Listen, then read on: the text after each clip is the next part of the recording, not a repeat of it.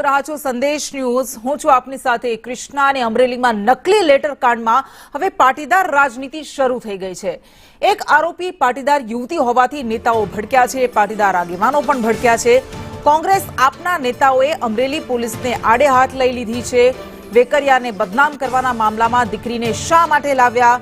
લલિત કગથરા, પ્રતાપ દુધાત, ગોપાલ ઇટાલિયા પણ મેદાને આવ્યા છે અને આ બધા જ એ સવાલ કરી રહ્યા છે કે આ પાટીદાર દીકરીને શા માટે વચ્ચે લાવવામાં આવી। બનાવટી લેટર કાંડને લઈને રાજકારણ બરાબરનું ગરમાયું છે કોંગ્રેસ નેતાની એન્ટ્રીથી, કારણ કે પ્રતાપ દુધાતે સીએમ અને નરેશ પટેલને આ મામલે પત્ર લખ્યો છે। ખોડલધામના નરેશ પટેલને સંબોધીને પત્ર લખ્યા અને જેમાં લખાયું કે પાટીદાર સમાજની કુંવારી દીકરીનું સરઘસ કાઢવામાં આવ્યું। 4 આરોપીમાં એક યુવતીનો પણ સમાવેશ કરવામાં આવ્યો છે અને તેને લઈને જ આ રાજનીતિ ભડકી છે, આ રાજનીતિ ગરમાય છે, પાટીદાર રાજનીતિ ગરમાય છે। કેટલાક કોંગ્રેસ નેતાઓ, પ્રતાપ દુધારે તો સીએમને પત્ર લખ્યો છે, નરેશ પટેલને પણ પત્ર લખ્યો છે, પરંતુ ગોપાલ ઇટાલિયા પણ મેદાનમાં આવ્યા છે।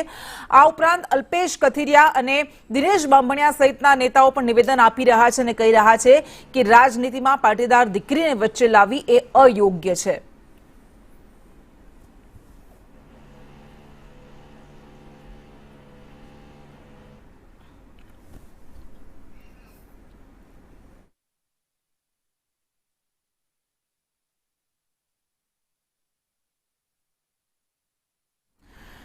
તો આ મામલે ભાજપ અને કોંગ્રેસ વચ્ચે પણ વાકયુદ્ધ બરાબરનું જામ્યું છે।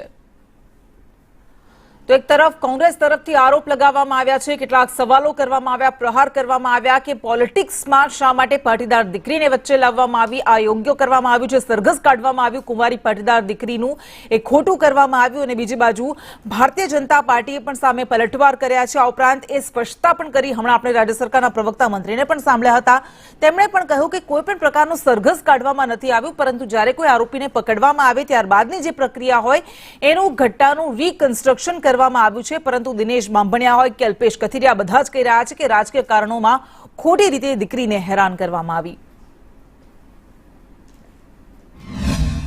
તો જે ત્યાં માણસ બેઠો એ ગુનેગાર થોડી છે, ગુનેગાર છે એની ઉપર પગલા ભરો, અમને વાંધો નથી, એ તમારી ભાજપની લડાઈ છે। નિર્દોષ દીકરીને તમે જે ભોગ લીધો છે જે પ્રમાણનો, એની સામેનો વાંધો છે, એફઆઈઆર ની સામેનો વાંધો છે। અને તમે એટલા જ તાકાતવાળા હો તો જિલ્લામાં બુટલેગરો બેફામ છે, બીજા ભૂમાફિયાઓ બેફામ છે, ખનીજ માફિયાઓ બેફામ છે।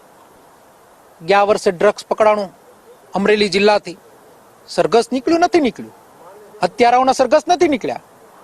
એક નાદાન દીકરીનું સરઘસ કાઢીને તમે શાબાશી વોરો છો, આ કામ શક્તિશાળી નેતાની સારી નિશાની નથી। કે રાજનીતિ કરવી હોય તો તમે રાજનીતિક મુદ્દા પર કરો, અમારી ગુજરાતની દીકરીની અસ્મિતા ઉપર રાજનીતિ ના કરો। દીકરી સાથે ગુજરાતની ભારતીય જનતા પાર્ટીનું સંગઠન અને સરકાર ખડે પગે છે, પોલીસ પોતાનું કામ કરી રહી છે અને પોલીસની તપાસ પછી જે છે અને એ જોવા માટે જજ, ન્યાયાલય તંત્ર બધું જ છે, તો એમને એમનું કામ કરવા દો। ઘટનાનું જે રિકન્સ્ટ્રક્શન છે એમાં સરઘસ કાઢીને એ પ્રકારની જે નિર્લજ્જ વાતો દીકરી માટે કોંગ્રેસ અત્યારે કરી રહી છે પોતાના રાજનીતિક રોટલા ચમકાવવા માટે, તો કોંગ્રેસ પોતાના રાજનીતિક રોટલા ચમકાવવાનું બંધ કરે।